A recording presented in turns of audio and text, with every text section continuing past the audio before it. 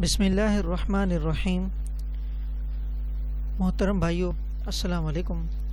آج ہم فضائل اعمال کے حکایت صحابہ کے باب دین کی خاطر سختیوں کا برداشت کرنا، اس میں تیسرا قصہ صلح حدیبیہ میں اور حضرت ابو جندل اور ابو بصیر رضی اللہ عنہ کا قصہ پڑھیں گے۔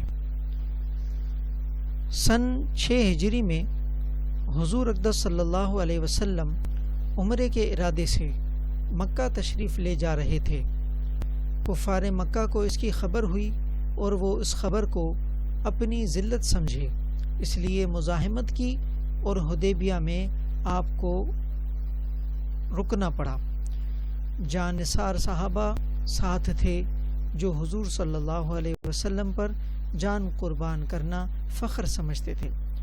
لڑنے کو تیار ہو گئے، مگر حضور صلی اللہ علیہ وسلم نے مکے والوں کی خاطر سے لڑنے کا ارادہ نہیں فرمایا اور صلح کی کوشش کی، اور باوجود صحابہ رضی اللہ عنہم کی لڑائی پر مستعدی اور بہادری کے، حضور اقدس صلی اللہ علیہ وسلم نے کفار کی اس قدر رعایت فرمائی کہ ان کی ہر شرط کو قبول فرما لیا۔ صحابہ کو اس طرح دب کر صلح کرنا بہت ہی ناگوار تھا، مگر حضور صلی اللہ علیہ وسلم کے ارشاد کے سامنے کیا ہو سکتا تھا کہ جانثار تھے اور فرما بردار، اس لیے حضرت عمر رضی اللہ عنہ جیسے بہادروں کو بھی دبنا پڑا۔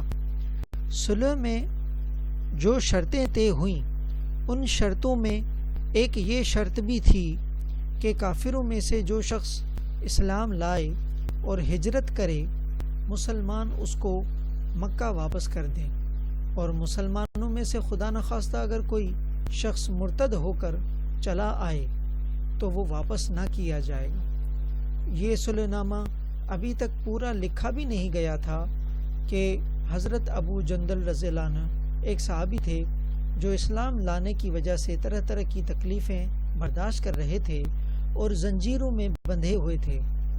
اسی حالت میں گرتے پڑتے مسلمانوں کے لشکر میں اس امید پر پہنچے کہ ان لوگوں کی حمایت میں جا کر اس مصیبت سے چھٹکارا پاؤں گا۔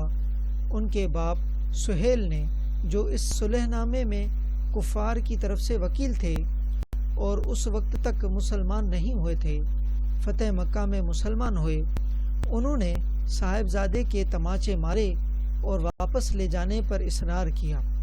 حضور صلی اللہ علیہ وسلم نے ارشاد فرمایا کہ ابھی صلح نامہ مرتب بھی نہیں ہوا، اس لیے ابھی پابندی کس بات کی، مگر انہوں نے اصرار کیا۔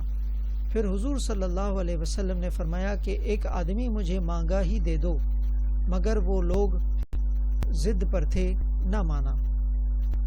ابو جندل رضی اللہ عنہ نے مسلمانوں کو پکار کر فریاد بھی کی کہ میں مسلمان ہو کر آیا اور کتنی مصیبتیں اٹھا چکا، اب واپس کیا جا رہا ہوں۔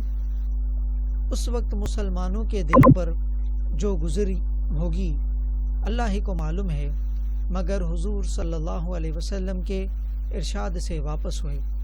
حضور صلی اللہ علیہ وسلم نے تسلی فرمائی اور صبر کرنے کا حکم دیا اور فرمایا کہ عنقریب حق تعالی شانہ تمہارے لیے راستہ نکالیں گے۔ صلح نامے کے مکمل ہو جانے کے بعد ایک دوسرے صحابی ابو بصیر رضی اللہ عنہ بھی مسلمان ہو کر مدینہ منورہ پہنچے۔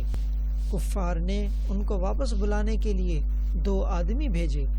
حضور اقدس صلی اللہ علیہ وسلم نے حسب وعدہ واپس فرما دیا۔ ابو بصیر رضی اللہ عنہ نے عرض بھی کیا کہ یا رسول اللہ، میں مسلمان ہو کر آیا، آپ مجھے کفار کے پنجے میں پھر بھیجتے ہیں۔ آپ صلی اللہ علیہ وسلم نے ان سے بھی صبر کرنے کو ارشاد فرمایا اور فرمایا کہ انشاءاللہ عنقریب تمہارے واسطے راستہ کھلے گا۔ یہ صحابی ان دنوں کافروں کے ساتھ واپس ہوئے۔ راستے میں ان میں سے ایک سے کہنے لگے کہ یار، تیری یہ تلوار تو بڑی نفیس معلوم ہوتی ہے۔ شیخی باز آدمی ذرا سی بات میں پھول ہی جاتا ہے۔ وہ نیام سے تلوار نکال کر کہنے لگا کہ ہاں، میں نے بہت سے لوگوں پر اس کا تجربہ کیا ہے۔ یہ کہہ کر تلوار ان کے حوالے کر دی۔ انہوں نے اسی پر اس کا تجربہ کیا۔ دوسرا ساتھی یہ دیکھ کر ایک کو تو نمٹا دیا، اب میرا نمبر ہے، بھاگا ہوا مدینہ آیا اور حضور اکرم صلی اللہ علیہ وسلم کی خدمت میں حاضر ہو کر عرض کیا کہ میرا ساتھی مر چکا ہے، اب میرا نمبر ہے۔ اس کے بعد ابو بصیر رضی اللہ عنہ پہنچے اور عرض کیا کہ یا رسول اللہ، آپ اپنا وعدہ پورا فرما چکے کہ مجھے واپس کر دیا، اور مجھ سے کوئی عہد ان لوگوں کا نہیں ہے جس کی ذمہ داری ہو، وہ مجھے میرے دین سے ہٹاتے ہیں، اس لیے میں نے یہ کیا۔ حضور صلی اللہ علیہ وسلم نے فرمایا کہ لڑائی بھڑکانے والا ہے، کاش کوئی اس کا معین و مددگار ہوتا۔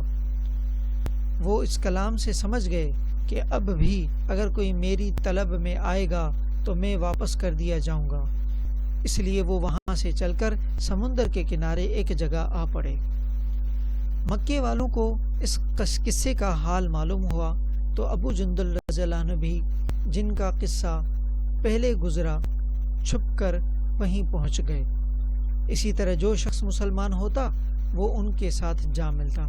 چند روز میں یہ ایک مختصر سی جماعت ہو گئی۔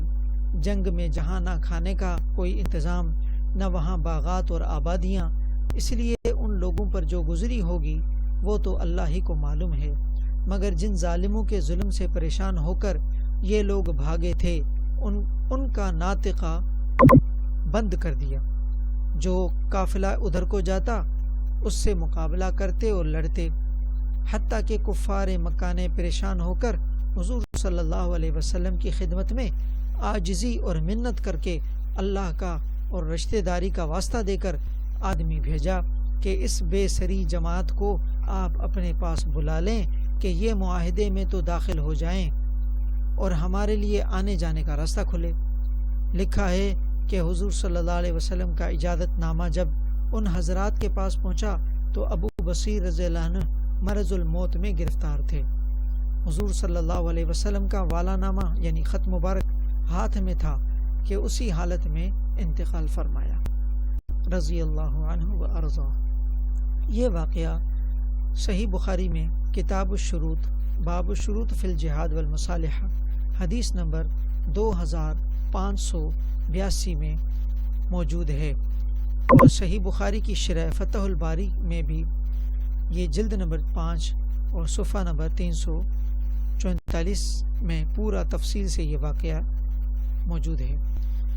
فائدے میں شیخ محترم لکھتے ہیں، آدمی اگر اپنے دین پر پکا ہو، بشرط یہ کہ دین بھی سچا ہو، تو بڑی سے بڑی طاقت اس کو نہیں ہٹا سکتی، اور مسلمان کی مدد کا تو اللہ کا وعدہ ہے، بشرط یہ کہ وہ مسلمان ہو۔